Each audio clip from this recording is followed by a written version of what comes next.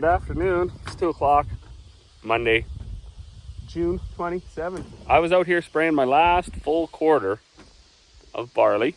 So I sprayed for the neighbor yesterday. I got everything else done for everybody. I got a couple more for another neighbor out west to spray probably tomorrow. The next day, weather permitting. But, well, I'm stopped here now. And why is that? Well, I come down the field.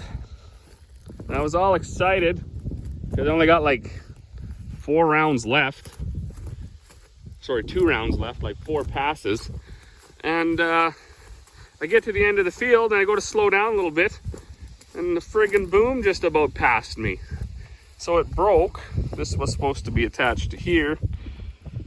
And as you can see, it no longer is. So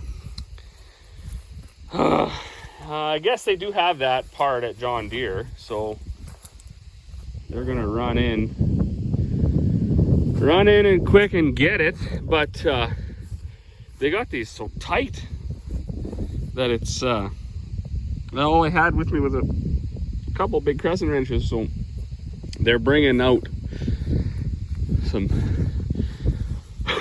big sockets and stuff and a couple of snipes so we can get that off.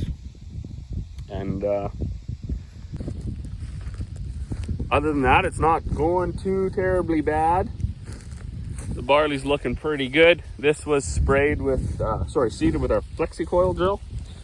So I was excited to have a side-by-side comparison from the flexi coil and the emergence that you get with it and the seed placement and the spacing and everything right beside what we seed with our Seedmaster drill.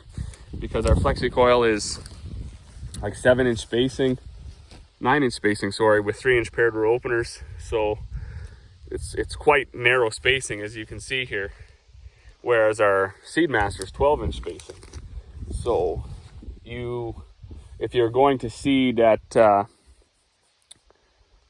120, 130, 150, whatever pounds of seed per acre, if you're going with 9-inch spacing and 3-inch paired rows, you have a lot less seed in every row.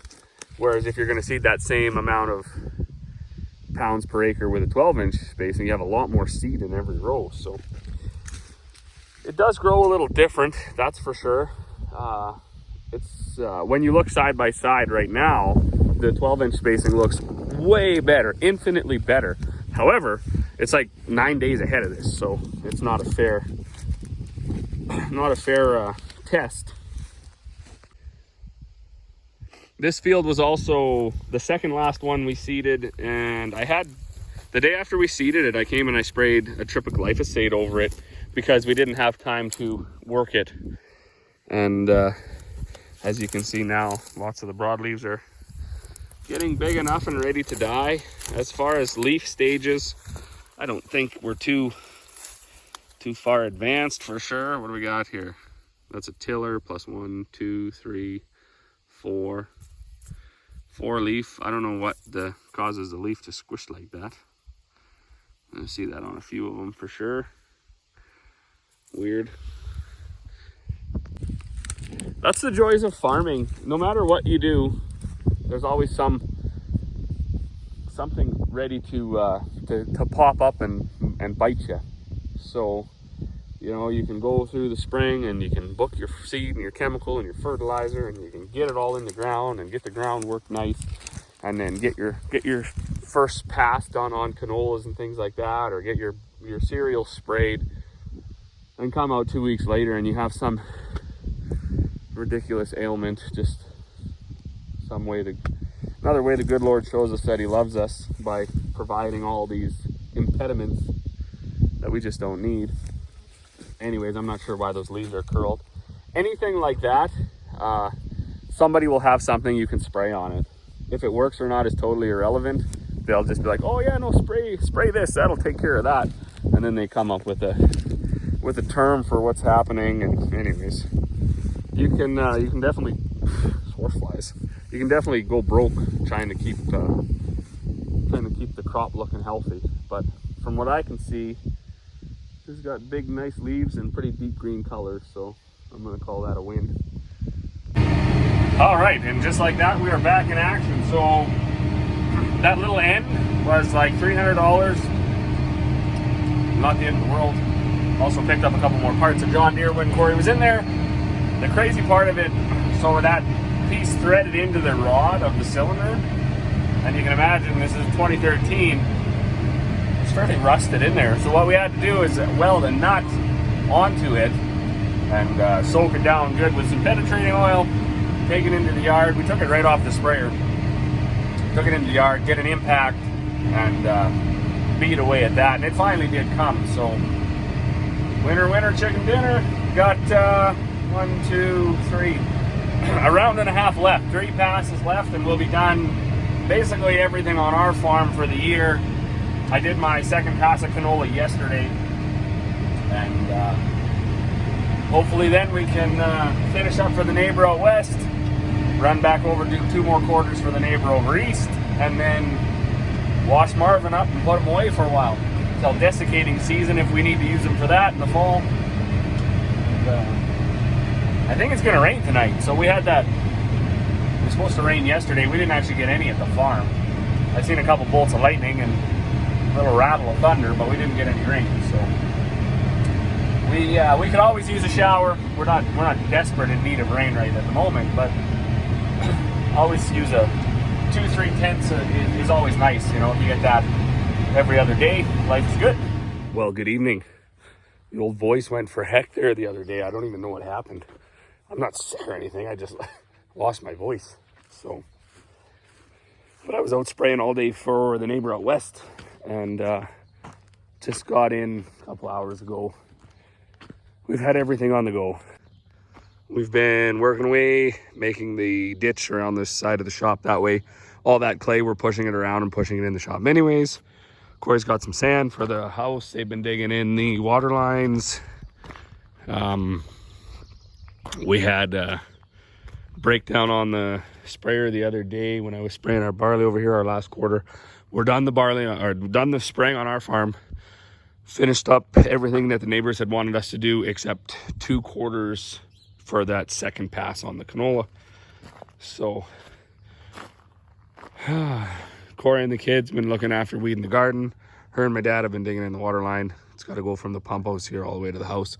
Then we got to dig the power line in there, and then the gas line will go off the back of the shop. We got our lick tanks in the other day. We just started counting out all the hardware to make sure that we had everything. I was pushing dirt earlier, and then I just went in and had supper. So it is supposed to rain overnight. We do got the combines still to go through. There's still lots to do. Old Loretta here had broke down. I'll throw a clip of that in here too and try to make some sort of a video. It's been quite a while since I uploaded anything. But the reason I haven't uploaded anything is for about probably 15 days. I've been sitting in that sprayer from whatever time in the morning till whatever time in the evening. So I haven't had time to do too much.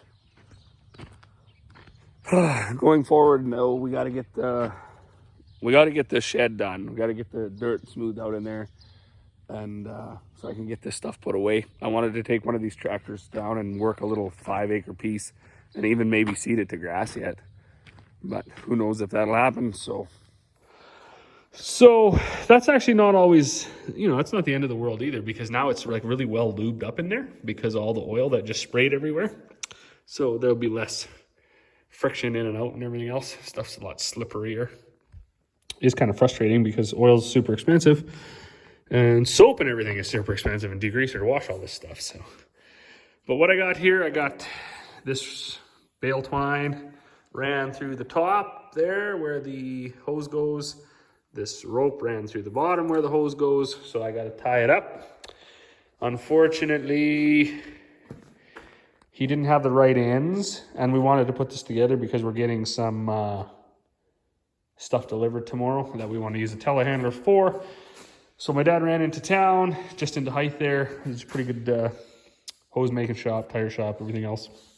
They didn't have the ends we needed, so what they did was they just spliced it together.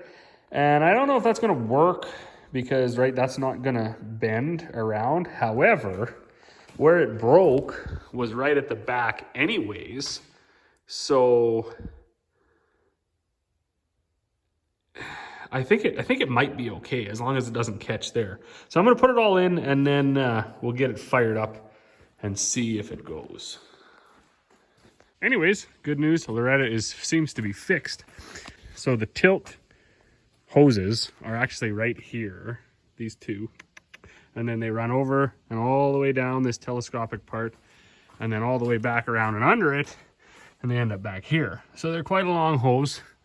And what I'm realizing now, you gotta stick your arm in this stupid little hole, which is like as big as my hand, reach way up in there, and you gotta pull all the slack back so it hangs down in this area. Seems to be safe, seems to be no movement here.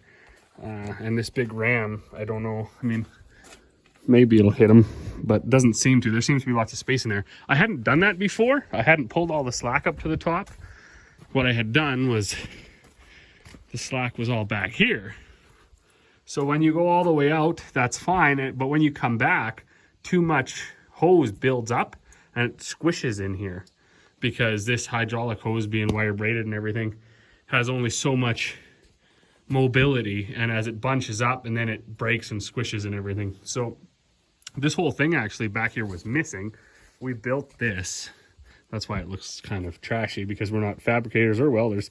But it only broke once, and it's held up ever since. Some learning curves, because we had to fabricate this, and this steel line was broken. We ended up running a hose around the side, which actually made it easier to get on. Well, we are supposed to get a bit of rain here tonight, so I'm heading in.